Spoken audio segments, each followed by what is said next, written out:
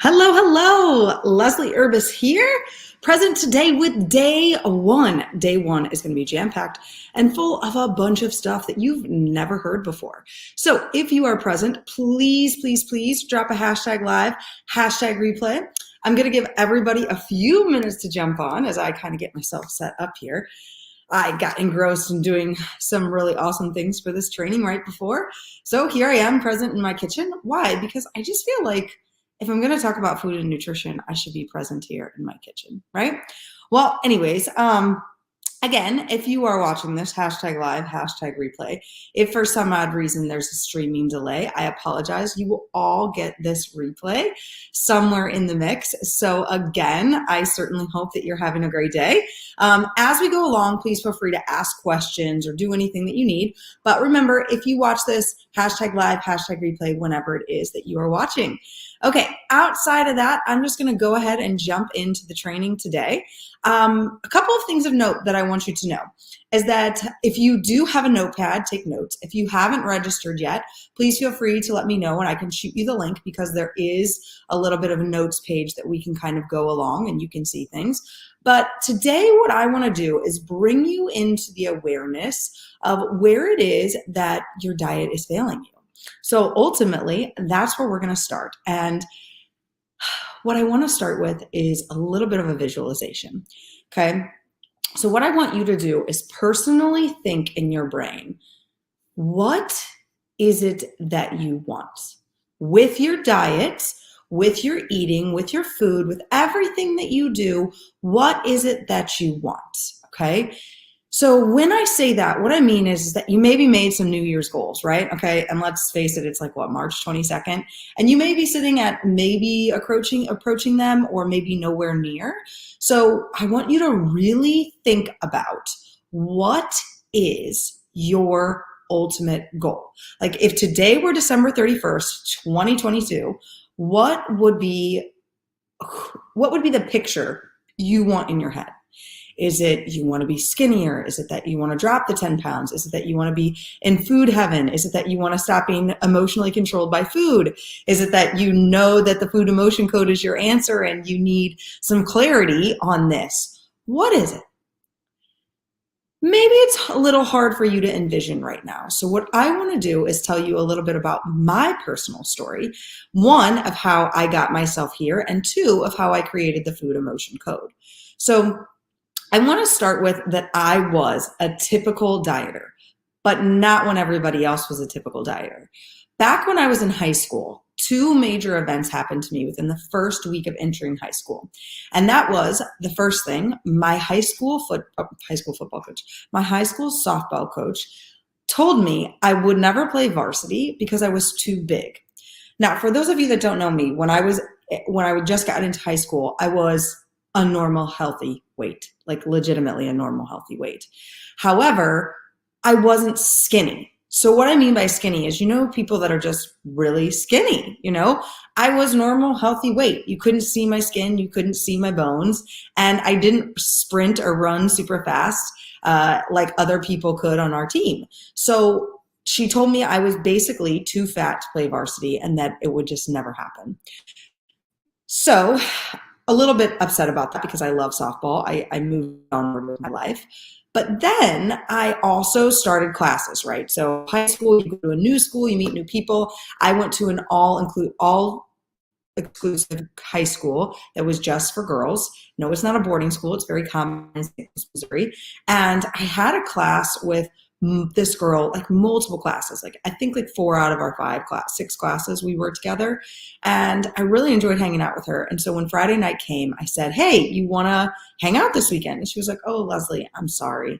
We can't hang out. You're just not skinny enough to hang out with us. 2 hits, 1 week, mind completely blown. I'd never had any of these things happen to me before.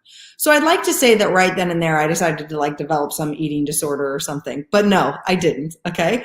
From there, I continued to go through high school and do every diet because that's what I watched my mother do. It was like, try this diet or exercise here or try this new thing or try this new drink. I remember there being like a drink that you could take that like last 30 minutes before you went to bed and it helped you lose weight, but really all it did was stop you from eating. So you lost weight. I think there was like a big, massive lawsuit or something around it. I don't know. That's too young for me to remember. I did Weight Watchers. I did Atkins. I did a ton of things back in my teens when your metabolism is supposed to be like pepping and going and just cheering you on, right?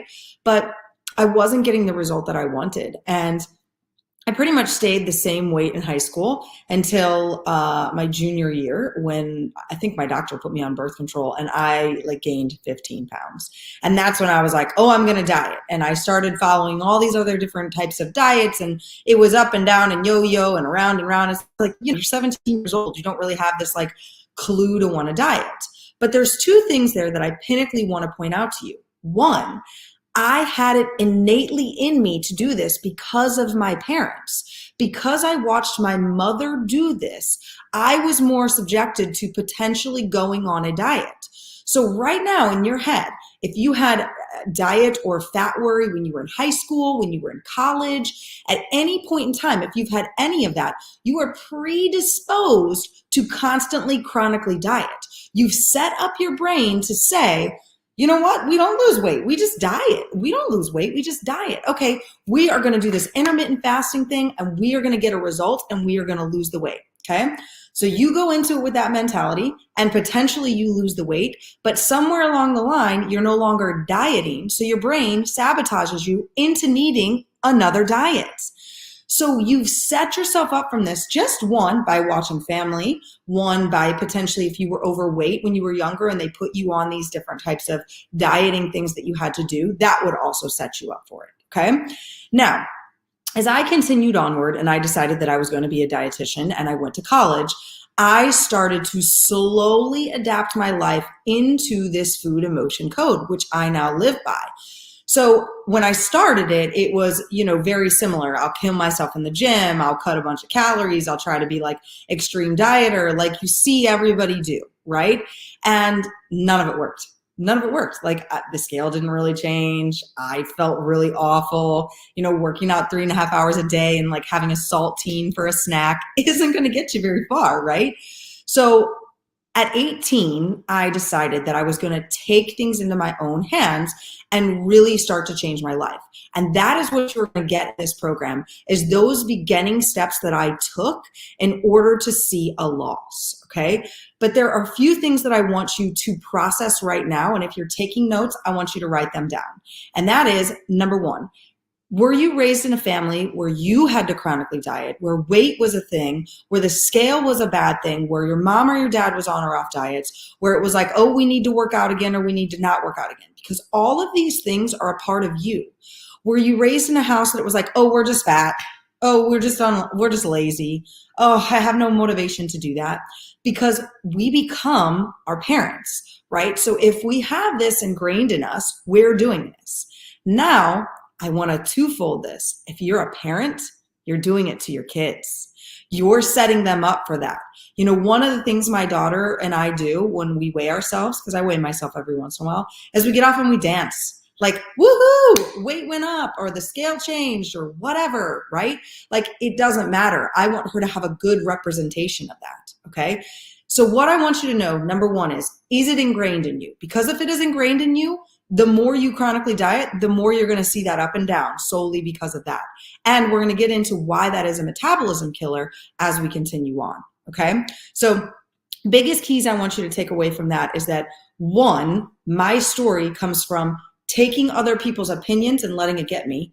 Two, a chronic history of dieting. And three, the fact that I wasn't really controlling anything. I was manipulating all these outside sources. I'll follow Weight Watchers. I'll do keto. I'll take this supplement. I'll do XYZ.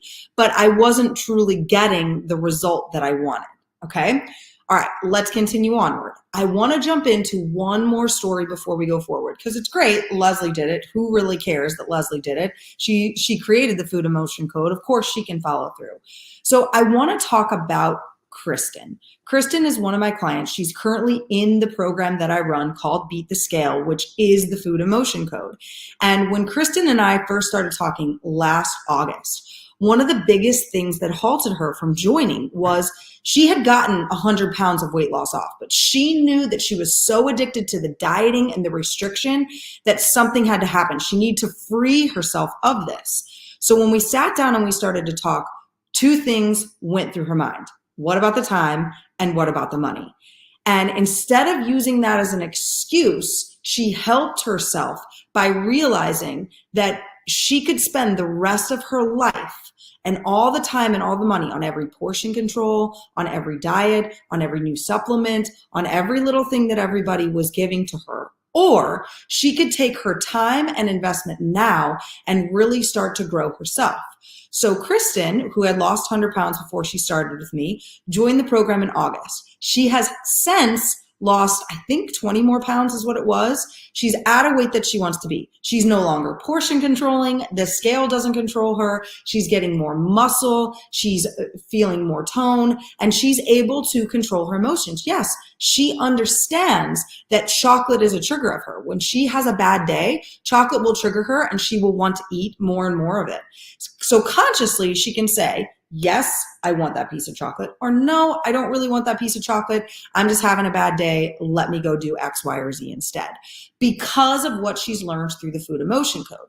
So the key to this is that she also had chronic diet history in there. She was overweight most of her life. She'd try every diet. You know, she worked at a school, and at the school, I don't know, I mean, I hear this from a lot of teachers. It's always like, this teacher's doing this and this teacher's doing that. And maybe it's the same way for you in your office. It's like, oh, this person's on this diet or this person's on that diet, or, oh, I'm passing on the donuts this week because I'm doing keto. And then next week you see them eat 3 donuts, right? So all of those things kind of come into play. Your environment is shaping the result that you're getting, okay? And as it does, you're taking it in. And as you take it in, that will control your emotions around food. It will control how you diet. It will control your metabolism. It will control how you respond to other people. It will control how you parent. It will control how your kids learn to diet.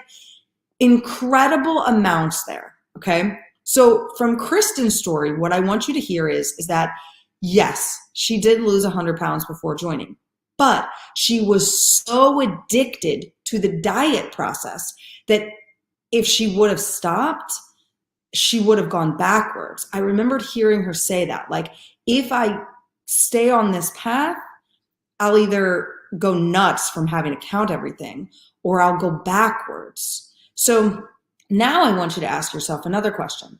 How many times have you dieted and gone backwards? What does going backwards mean? Okay, it means I did keto and I lost 100 pounds. But then something happens and you can never pinpoint what it is, right? You never know what it is. You're just like, I don't know, just all of a sudden the weight started coming back. And I gained it all back. That's what I just need to do. I need to go back and I need to get that diet, okay? I want you to pause for a second and think. How many times have you had that story? While I replenish the water. How many times have you had the story of, well, I did it and I lost it? Or how many times have you gone, I'm going to restrict, I'm going to count everything, I'm going to portion control, I'm going to do all these habits and it's all going to work out for me and I'm going to get it, okay? How many times do you have that? So in recalling your history, were you set up for this? Number 2, are you chronically set up for this for all the times you've cycled through everything? Okay. Feel free to drop any comments if you'd like to. Okay. If you're watching still, drop a hashtag live, hashtag replay. And of course, feel free to drop, I've done these diets. I get results with this, but then I stop. Okay. Now let's discuss why this happens. Okay. I'm going to bring in a little bit more of my story, right? So my sister Lisa died on December 26th of 2016. And I remember that day like the back of my hand. Obviously, I'm sure we would all, she was 36. And on that morning, I kind of was like channeling her, you know how people say that? Like, I swear I woke up all morning long. I was like, It's so weird the way she ended the text message last night. It's so weird the way things went. Just baffled, like really why, that's all I could think about all morning long. My husband and I were getting ready to go to the gym, and it was one of those days that like I was just like, I don't know why, but I just don't want to go to the gym. It's all I could think about. I was like, I never have a day where I just don't want to go to the gym. Why is it that I don't want to go to the gym? And all of a sudden, my husband like looked down at his phone. He was like, your mom called and left a message. And like he puts the phone up to his ear and he runs back upstairs. We're at my sister-in-law's house at the time. And I like chase him up the stairs, right? Come to find out I didn't have to work out, right? Because we had to get on a plane and go back home because my sister died. Now, why is that relevant? Because that is an emotional trigger, okay? An emotional trigger of losing a family member, okay? When you have that emotional trigger, everything that your body can do will emotionally trigger you to do those things, okay? So normally my emotional trigger is let's go take a walk or let's get outside or let's do something like that.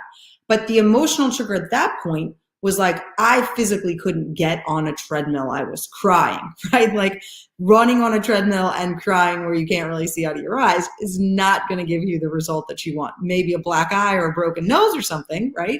So I was obviously not going to do that. So without me knowing, just my subconscious mind, I had trigger upon trigger upon trigger upon trigger that my brain went through until it could give me some sort of happy dopamine to get me to calm down a little bit, okay? So my husband and I went to the airport. We get to the airport. I think he had to go to the bathroom. I don't remember, but I was sitting at the bar by myself and I went to order a mimosa and I couldn't talk. I was physically unable to talk. And so I just kind of pointed to the menu at like what I wanted and then was like, I think I typed into my phone splash of OJ because I'm not a fan of too much orange juice in my mimosas. And I remember she walked back and she goes, it's on me. And who does that at the airport, right? Because those drinks at the airport are like $12, right? Okay. I'm just playing around with the money, but like you very rarely find somebody at the airport that gives you a free drink, right? So as I drank the mimosa, I was able to talk a little bit more because the mimosa could signal to me 2 days before, on the 24th, the last moments that I was with my sister on that morning of the 24th, not the last moments, but on that morning, one of the big triggers was as that she woke up, like I think I woke her up at 9 a.m. in the morning. And she was like, why are you up so early? I was like, it's 9 a.m. That's not early. And she said, well, it's 7 a.m. in LA, because that's where she lived at the time. I was like, well, it's 10 a.m. in Jacksonville, Florida, so I guess it's even later, right? So I said, but we're opening mimosas. Do you want one? So my brain could physically trigger that was a happy response the last time I was with Lisa, right? Because right now I'm imagining in my head, like my sister is gone, my family's a wreck, I'm the only one that wasn't there, I need to get back to my family, drama upon drama upon drama in my head. But my brain and your brains don't want to stay in the negative state. So they will do anything they possibly can to give you some sort of an emotional increase. Now, here's where food comes into play. Your food is an emotional increase. And people say, no, I don't eat that food anymore. I don't do that anymore. It doesn't matter. Think about the little kid in the ice cream. If you read my post a few weeks ago, okay? My daughter, when ice cream spills on the floor, is like, like hysterical wreck. It's like, it's okay, Lily, we'll get more ice cream, right? But if it's like an ice cream that she just got at the store and we have to go buy more or something like that, there's a whole emotional roller coaster there, right? Because the ice cream is delicious. Like the first time you ever ate something sweet, your brain went, ooh, that is delicious, right? I went from having breast milk or formula to now having like fruits and veggies, and you get that first bite of an orange and your brain's like, ooh, right? Like lots of parents will recollect that their children will eat a lot of like fruit over eating the vegetable. Why? It gives us a certain happy pill in our brain.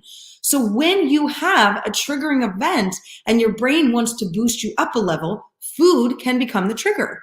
So this is why all of those other dieting processes don't work. Now, you can get addicted to the habits of tracking and portion controlling and things like that, right? Because you hear lots of people that are like, oh, I did this diet and I'm still doing it and blah, blah, blah.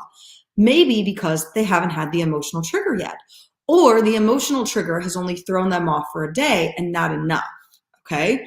So what I want to get at is the 6 things that are stopping you from seeing the results with your current diet and why it is that the food emotion code becomes so important. Okay, so water again. Let's go into the first topic, which is a part of the food emotion code, and that is your metabolism. Your metabolism is linked to all of your dieting history. I know that stinks when I say that to you, but it's tied to all of your dieting history. Lots of people say, oh, I'm in my 40s, so it's harder. Like I'm pre-menopause or perimenopause or whatever it is they use nowadays. And then things like, oh, I'm in my 30s, so my metabolism slowed down, or I just don't work out like I used to, or run like I used to, or whatever it is that it is, right? We come up with some sort of excuse. We blame it on age, we blame it on hormones, we blame it on all these things. But guess what? There's a lot of underlying things going on there. So there's about 10 things that could be going wrong with your metabolism, and they're things that you are causing, but I'm going to start with just 3, and I really want you to think if any of these 3 are you, okay? The first one is the yo-yo diets. So very similar how I said that I was in high school and I had watched my mom yo-yo diet. So we tried the drink, and then we tried the Weight Watchers, and then we tried the Atkins, and then we went back to Weight Watchers, and then we did, I used to work out with her every day, and we do walk away the pounds in the front room, okay? Whatever it was. Have you yo-yo dieted? Now, what I mean by yo-yo dieting is that it's always that you're trying to get to something else. Maybe it yielded you a result, maybe it didn't, whatever. You're like, well, that didn't work for me, so let me go try the next thing. Or I like to call it like the MLM health coach, or a health coach that's out there. It's like, I'm doing this program and then maybe I have to change to the next program. Or I've done this program like Optavia or something and I do really well, and then I get to go from like my 5 and 1 to like my 3 and 3 or whatever it is. And they're willing to stay on it for life because it's giving them some sort of money, but you're tired of eating the same cardboard type snacks, right? Because it's not satisfying you anymore. Why? Because when you started it and the scale was like boom, boom, boom, boom, you're like, oh my God, the scale keeps falling. This is amazing. I'm doing so good. And then the scale doesn't fall as much, or you don't want to lose any more weight. And so eating those little snacks just aren't doing it for you anymore because you're not getting those emotional hits that you were getting from the scale. So now it's like, kind of every once in a while, sort of. And then without knowing it, it goes back up and you're like, oh, I got to do it again, right? Okay. Yo-yo diets. Go from one to the next to the next. I watch it all the time. Okay. You're probably following somebody. If you're wanting to weight loss, if you're wanting to diet, you're probably following somebody that does that. Okay. And you see them always have progress photos. You shouldn't always have progress photos. Progress photos should get stagnant at some point, because you should hit where your body's just at its comfort zone. So why do they always have progress photos? There's your answer. All right. So that's number 1, yo-yo dieting. That is destroying your metabolism. And if you've done it in your 20s, in your teens, in your 30s, and you never recovered from it, that's why in your 30s, 40s, 50s, you keep gaining weight. It's sort of like my weight goes up 5 pounds every year, or 10 pounds every 5 years, or 10 pounds every 10 years. When you're like, I don't get why the scale keeps creeping up. I weigh less today than I did in high school, okay? And I'm 36. So that has nothing to do with it. It has to do with reclaiming that metabolism. And the more you do the yo-yo, the less you have of your metabolism. Okay, second thing, you chronic diet. Here's what I mean by chronic dieting. You get the result. Let's say you do the Optavia plan or you do the keto and you get the 100 pounds off and you're like, I got the 100 pounds off. I'm feeling good. Year 1, you keep it. Year 2, you keep it. Year 3, a little creeps on. Year 4, a little more creeps on. Year 5, a little more creeps on. Then all of a sudden you're like, how'd I get back to here? I got to do it again. And you finally get back into that mindset and you chronically diet and you lose it again. Okay. What is that? It's a metabolism destroyer. Because see, you haven't changed who you are. You haven't changed your basis of things. You haven't changed your emotions around food. Instead, you chronically put yourself through something. So the year that you're chronically putting yourself through something, you've changed your metabolism, and then your body just wants to go back to where it was before. Okay. So chronically dieting can be a cause of that. And the third thing is what I call the Monday through Friday yo-yo, where it's like, oh my God, I can't believe how bad I ate on the weekend. So I need to really do well this week. So you portion control everything and you plan everything out. You got everything going for you Monday through Friday. And then Friday comes along and somebody says, hey, you want to go get margaritas? And you're like, yes, I do. Sunday comes along, feel bloated again. I'm here again. And Monday through Thursday, you're back on par. That is a metabolism killer. People are like, I just don't understand. I do so well more days of the week than I mess it up. Yes, and on the other 2 days, your metabolism goes, give me all the food. Let me hold on tight to it because she's about to starve me again and I don't want to starve. Okay? Those are the top three things that are killing your metabolism. There are 7 other things that could be killing your metabolism. And what do we blame it on? We blame it on age. We blame it on hormones. Now, don't get me wrong. I cannot tell you that there is not really clinical proof behind that. Yes, hormones can be a thing. I don't want you to feel like that cannot be a thing, but that's what we all blame it on. Why? Because that's what we watched our parents do. Oh, it's just, this is what happens when you hit 40. This is what happens when you hit 50. This is what happens when you whatever. Really? Does it always? How are there women in their 80s that are more muscular than they were in their 20s? Really think about it. So what I want you to adapt there is, are any of those things, did you do any of those things, or are you currently doing any of those things to your metabolism? Because if so, you're answering the question of why you're not where you want to be. Okay. Now, the other 7 things are things that we talk about in the Beat the Scale program that I run and in the Food Emotion Code that will help you so you can reclaim that metabolism. So in your 50s, 60s, and 70s, you're not hunting that down. Okay. Now, if that resonated with you, all I want you to do is drop a, wow, metabolism is a real thing. Okay. Just write metabolism in the chat or write #live, write whatever you want to let me know that you're still out there and that you know that it's important, that metabolism is such an important thing of helping us, okay? Now, I'd probably say I have about 10 minutes left, okay? Just so that way you guys know in case you're watching the time. The other part of this, the emotional part, these are the top 3 things emotional-wise that stop you from seeing results, okay? The first thing is that the food controls you, but you don't know it, okay? It's not like you know. So people say, okay, let's go with the donut, okay? So donuts are in the break room and you're like, oh God, I love donuts. I really love donuts. And my favorite donuts there, you know, the chocolate one with the sprinkles and it's got the circle in the middle because I don't really like chocolate long johns or something like that. I don't even know if that's what they're really called. That's what we call them in St. Louis. I haven't had a donut in years. Not because I don't want a donut, but because I just really don't enjoy eating a donut. I'll eat a funnel cake. Anyways, total side note. So the donut is present, okay? And you say, I'm not having that donut because I'm on a diet, okay? How much longer throughout the day do you think of the donut? And the next day when it's there, what do you have to say to yourself again? The voices in your head that talk to you about I should or I shouldn't eat, I should or I shouldn't do, that's food emotionally controlling you, okay? And you're like, yeah, but I didn't eat it. Doesn't matter. How much longer do you think about it? How much longer does that control your thoughts? How much do you really have to be like, I'm not eating the donut. I'm not eating the donut. I'm not eating the donut. I'm not eating the donut. Look, there's still donuts at lunch. I'm not eating that donut, okay? It's not happening.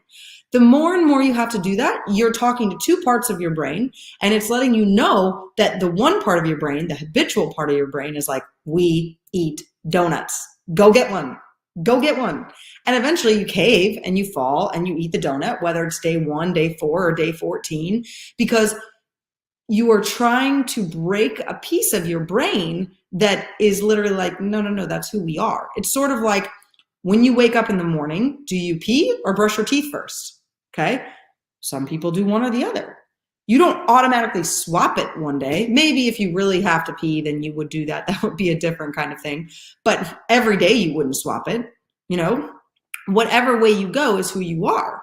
You know, everybody has a different thing. Maybe the first thing you do is you go turn the coffee maker on, right? Or the coffee maker's automatic, so you put the pot in and then you go pee. You know, we all have something we do first, and we don't change our pattern every day just out of the blue, and eventually we go back, right? For the longest time, I tried to not put away the dishes before I worked out. It just never worked out for me. I had to put the dishes from drying the night before away so I feel good during the workout, because if not, the whole time during the workout I think about it.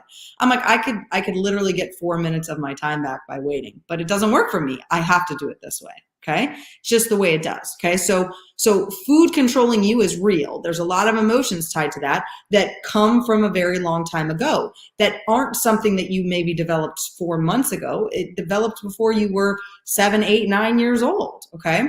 The second thing is it's habitual, meaning that somewhere in there, a certain emotion got tied to a food, okay? I like to use Rachel Hollis as my best example here. I don't know if any of you guys read the book, Girl, Wash Your Face. I attribute that to the first book I ever read in a whole weekend. My daughter was brand new, 2 months old, and we were on vacation. And I just could not put this book down because it spoke a lot to a brand new mom, I felt like. So in this book, she talked about how when she had a really bad emotional day, she wound up eating a bag of Oreos, like the whole bag of Oreos. And then she repeated it a few more times. I'm kind of butchering the story because I don't remember it exactly. I haven't read it in a year or so.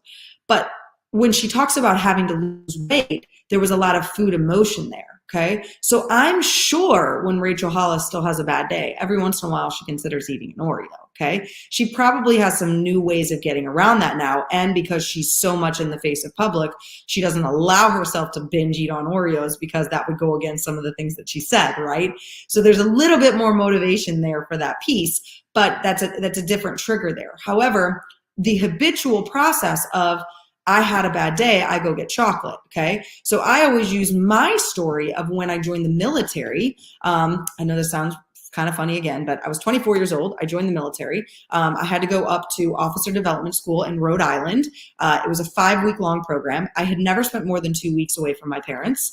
And on week 4, starting week 4, I was hysterical. I hysterically cried all morning long. For anybody in the military, my senior chief at the time, who was definitely, he would allow us to say this, he was a redneck, PBR drinking, smoking senior chief. And that's really what we drew on the back of our shirt. I don't even know what happened to that shirt. That's so funny. Anyways, he was like, he looked at my division officer, who was also, she was prior military, and was like, you need to go take care of her. Take her somewhere and make her stop being hysterical. So she took me to the bathroom because we couldn't have phones. She handed me her phone and said, call somebody. I called my mom. Still to this day, I have no clue as to why she answers the phone. I'm hysterically crying in the stall. All I'm doing is crying. How she knew it was me, because moms are like that. Why she answered, because it was instinctual, right?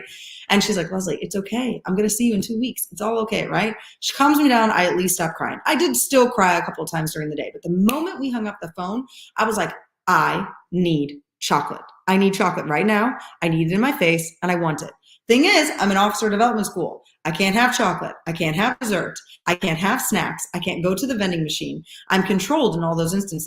So for 72 hours, I had to sit with, why do I want chocolate so bad? And it was because when we would fall and get hurt when we were little and go through those motions, chocolate was typically presented, or ice cream, or some sort of sweetness was presented in our face. So when that happened, I was like, oh my goodness, I want chocolate because it's controlling me. So it was another layer in this food emotional code that I've developed, that just that trigger, right? So I don't give my kids that trigger because I consciously knew that was something of mine. So when they have that moment, I don't feed them chocolate, right? Now, you may be like, well, my mom never did that, but I still like chocolate when I'm having a bad day. Somewhere along the lines, when you couldn't get your mother's attention, you used chocolate yourself. Became like that Oreos, okay? So now that we figured that out, how do you erase it, right? We're going to get to those steps, but that's habitual, okay? The next thing is lack of emotional control. This means you are at work and somebody walks in your office and like, oh my God, oh my gosh, blah, blah, blah, blah, and you're like, oh, okay. All right, this person's coming at me with a lot. I'm already overpressured. I'm not allowed to scream and yell. I'm not allowed to throw things. Right? We learn all these things. So you're not allowed to express yourself the way that is. As you internalize that, your emotions change on the inside. And without understanding that a triggered response happens, your brain says we must move to a happier level. Thus, we're going to go back to the break room and get the donut. Okay? Without you knowing, you have no clue. That's all background. Okay? That's your third one. There's about 7 other reasons why you emotionally eat too. Okay. So there's about 10 reasons why your metabolism is failing you and about 10 reasons why emotional eating is plaguing you. Now, people are like, oh, well, I don't emotionally eat. I eat when I'm bored, or I eat when I watch TV, or I eat when I do this. Guess what? All of those are emotions. Do you know why you emotionally eat when you're watching TV? Because you get bored? Because you want more entertainment. Okay.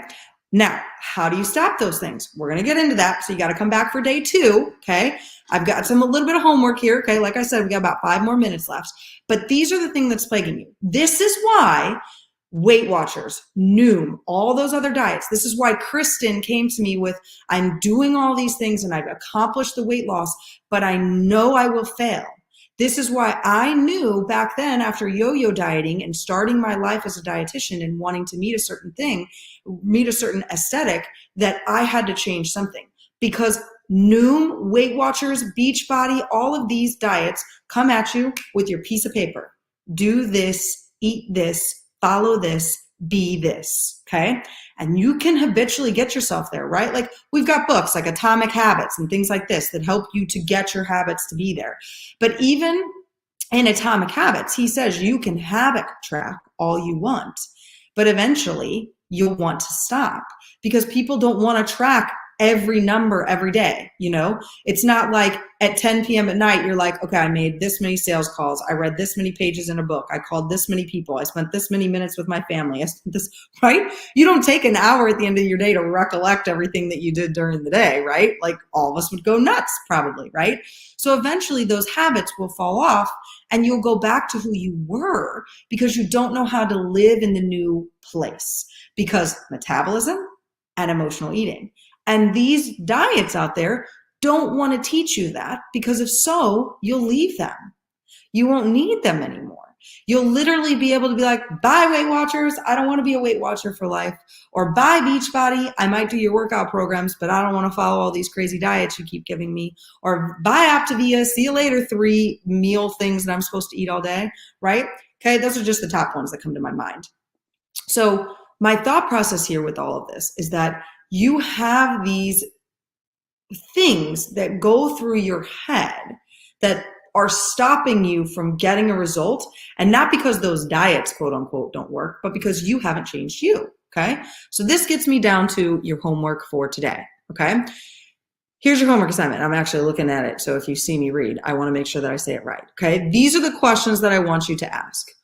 What food controls your emotions? Okay, so what I mean by that is when you get emotional, are there foods you reach to? Are there foods that you feel better eating? Okay, so both ways. Okay, when you're emotional, do you reach for a certain food? And when you're emotional, do you reach for a certain food? And do you ever feel better after eating a certain food? Okay, and if so, identify the foods, write them down, call them out, do that kind of thing. Okay, next. From this time today to the time tomorrow when we meet again, so almost 24 hours, 2 p.m. Eastern Standard Time, I want you to tally how many times you either say to yourself, eat this, not that. I need to portion control that. This is going to make my weight go up. I better weigh it on the scale. I better do X, Y, or Z, okay? So I want you to really be thinking about that. And it doesn't just have to be in the next 24 hours if you want to recollect what you've thought over the past couple of days. Because what you're doing here is you're controlling your emotions through different types of things. You're letting a scale dictate how good you are, whether it's the kitchen scale that's behind me or the scale in the bathroom, okay? It's allowing your body and your metabolism to fail you because you're not in control of any of that. All you are doing is doing all the other pieces, okay? So that is your homework assignment tonight. I will come back through and post those questions at the bottom of the Facebook and the LinkedIn Live so you can recopy them down if you want to. Outside of that, I encourage you, show back up tomorrow, okay? I get it. Everybody wants to be like, okay, day 1 was here, great, cool, whatever, okay? I have 2 more days of action, and if you actually want to learn food emotion code, you actually want to see results, you do want to come back, because it is life-changing and it will help you to get the results like Kristen. She lost 100 pounds and then 20 more on top of it. And she doesn't portion control anymore, okay? It's like me learning how chocolate can affect you. Do I eat chocolate? Yes, chocolate's in the freezer right now. It doesn't control me anymore. I'm able to say, yes, I want chocolate, or no, I don't. Do you want to be free? If so, learn more here, get more about the Food Emotion Code and the Beat the Scale program, so that way you personally can get the results you want. Now, I will also link below a call link in case you would like to do a call to learn more about your Food Emotion Code. Anybody that is live in these or watching the replay will get it. I will be taking down that link at the end of day 3. So really on day 4, I will be taking that down. And last but not least, day 4 is a live Q&A. It is just a Zoom call. So if you want to ask questions, I implore you to ask me for the Zoom link if you did not register so you can be live on that call. Outside of that, I look forward to seeing you guys again tomorrow at 2 p.m. Eastern Standard Time. I hope you guys have a fit and fabulous day, and I will see you later. Looking for the end button. It was hidden.